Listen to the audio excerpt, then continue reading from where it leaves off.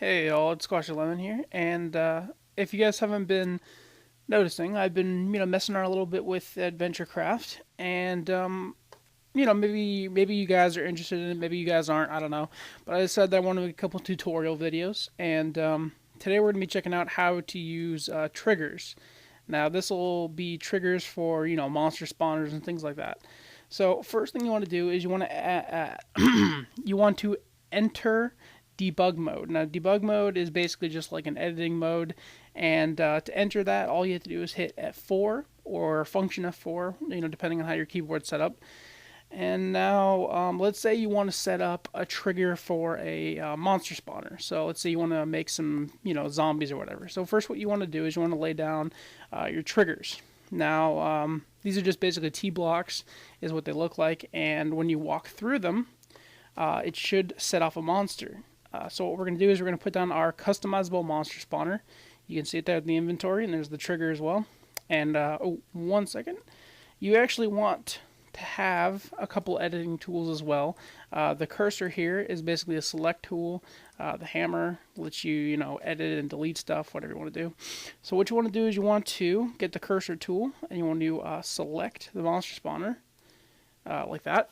By right-clicking on it, it'll go into it, and then basically got some options here. Now, well, what we want to do is we want to have them spawn when you walk through the trigger. So if you see this option here, it says spawn on trigger. Now, what that does is it basically means that when they walk through the T blocks, they will trigger the monster spawner. So, okay, we have all these options here for the different enemy types and all that stuff, and we're just going to use pigs because they don't attack you. Here's the spawn count.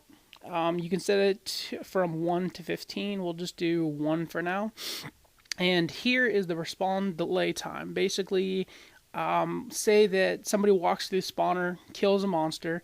60 seconds later, they walk through that spawn again, it'll create the same monster. Or you can set it to 0, which means that every time they walk through the spawner, after killing the original spawn, they'll respawn more.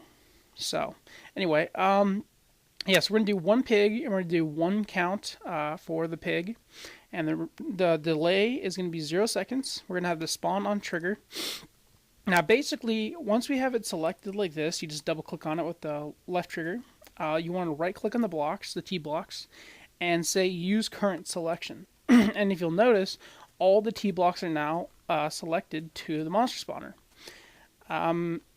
If you don't do this, then the triggers won't work, and yeah, that's no good. So now what we want to do is we want to test to see if it works. So you want to exit debug mode, so just hit F4 again, and see how it disappeared and all that. That's what it's supposed to do. And so now we're just going to walk through it, and there you go, you get a pig. So the pig spawned on the spawner here. Oh yeah, by the way, if you want to reset the monster spawner, or just any trigger blocks you have, just hit F6. And it will restart it, just like that. Now, let's say you want to do something a little more, I don't know, complicated, if you want to say that. Like, let's say you want to have 2 different spawns at the same time.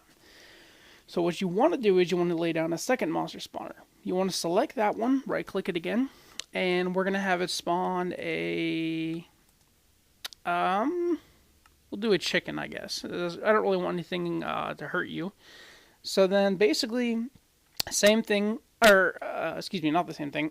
Well, to spawn 2 different spawns, not at the same time, but just one after another, what you want to do is you want to go here. See how it says spawn on trigger? Well, we want to select spawn on D-trigger. Now what that does is it spawns the next wave of enemies after the first trigger is basically done with. So after you kill the first wave of enemies, the second wave comes. So then what you want to do is you want to say respawn delay 0. Same thing as before. And that's basically it. Then you just want to select it like this. And now here's the important part. When you right click on this again, you have an option here that says select triggers. Now you want to click on that, and it says trigger 0 not set. So click on that one right there, and it says trigger 0 set. And then if you exit out of there, you'll notice, hey, look, the extra monster spawner, or, excuse me, monster spawner is selected to the original one. Now, let me just go ahead and get a sword out real quick so I have something to kill them so I can demonstrate this. Crystal sword, that's fine. And then basically what you want to do now is you want to go, back into normal mode, deactivate debug mode, and then you walk through the trigger, and there's the pig, and then there's the chicken. Kill the chicken. Kill, kill, kill, kill. There we go. Alright, so basically, there you go. There you have it. If you want to have it like that, then you just have to set it up like this. Okay, and so for the next part here, we're going to show you guys how to use triggered doors. You see this little block here, it says triggered door. Now, essentially, what this is for is basically, let's say you want, I don't know, you walk through a trigger and a couple zombies pop up, and after you kill the zombies, you want the door to go away. Like, if in Zelda, how it's like when you walk through a door, oh, hey, look, behind me, the door is now closed. So it's the same thing. So first what you want to do is you want to sort of just lay out the blocks like this, and just sort of like a door fashion. It doesn't have to be like this. It can be anything you want. And then you want to select all of the triggered blocks. So we're just going to do it like this with the cursor. And remember how I set this monster spawner here to this one. I set it to 0. Now what we want to do with the doors is instead of having it to 0, we want it to say trigger 1. Now if you notice, the entire door here is selected to trigger number 1 on this block. Now, essentially what that's going to do is once you walk through the trigger here and the pig appears, this door will go up, and after we kill the pig, this door will go down. Now, let's say you want it so that the door doesn't go down until both the pig and the chicken are killed, or, however you want it, the zombies or the boss, or, however you want that. What you want to do to have them both go down is you want to just basically click on this, which is our second spawner here. Don't want that. Hold on. Sorry about that. Just going to reselect it. So basically, if you want both doors, if you want the door to go down after both spawns are killed, you just want to select the door, right click on that, and you want to go select triggers, and then you just want set trigger 1. Now, if you'll notice, because the trigger for both spawners is set to number 1, the door simply goes to both. So doing that should make it so once we walk through this trigger here, the door will go up, and then essentially the pig will appear. We kill the pig, we kill the chicken, and then the door will go down. So let's go ahead and we will try that.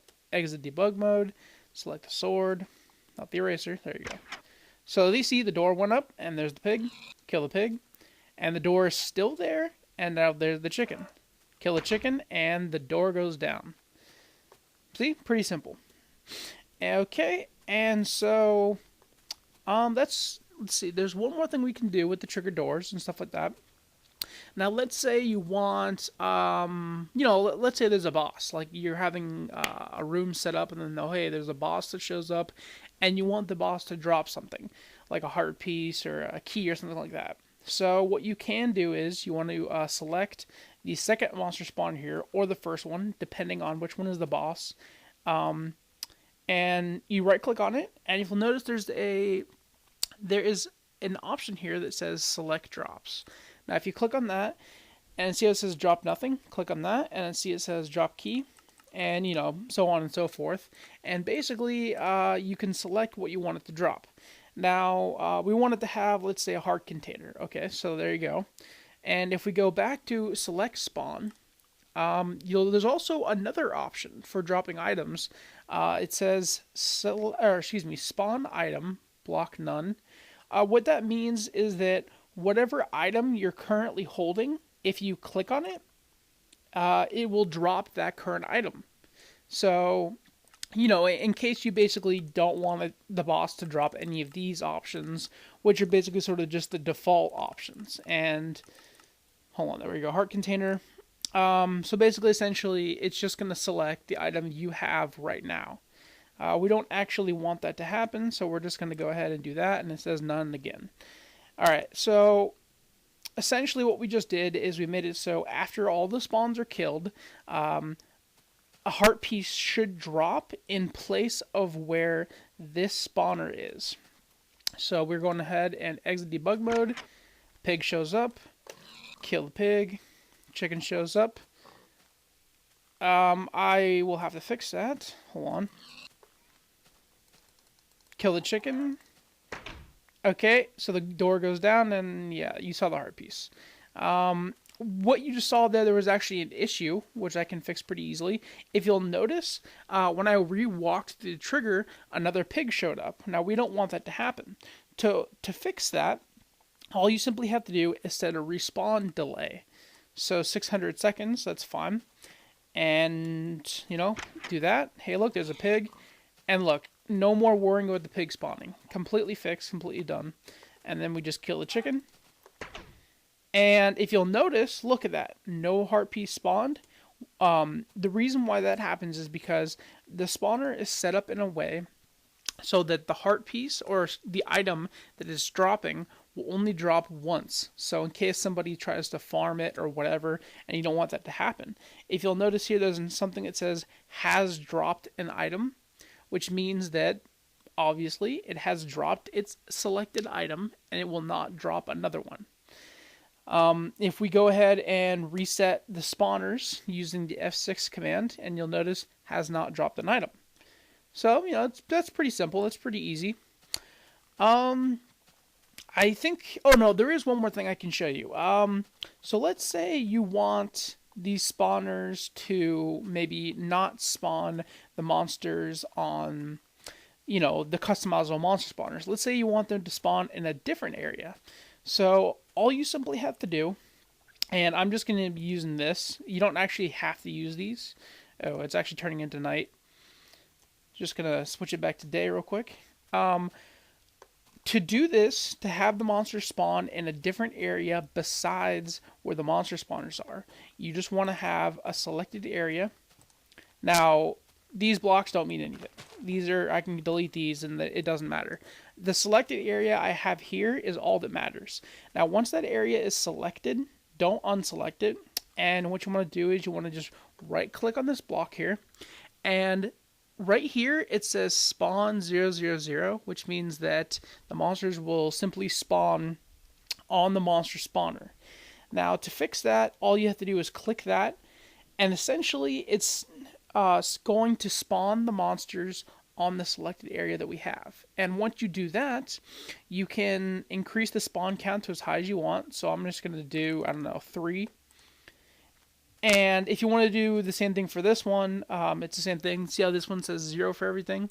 You just have to click that, and now it's selected it to the spawned area. We'll do 5 pigs. It doesn't matter to me. We exit debug mode, get the sword, and if you'll notice, the monsters have spawned over there instead. Kill them real quick, just to show what happens when they die. And then there goes the chickens. And kill the chickens. Come on, chicken. Chicken. Where are you going? There you go. And if you'll notice, the heart piece still spawns at the monster spawner. So keep that in mind when you're making your maps. And that's about it for triggers, for monster triggers anyway. I hope you guys enjoyed watching. I'm going to be making some more tutorials, so hopefully these will get popular or whatever. So I will catch you guys later.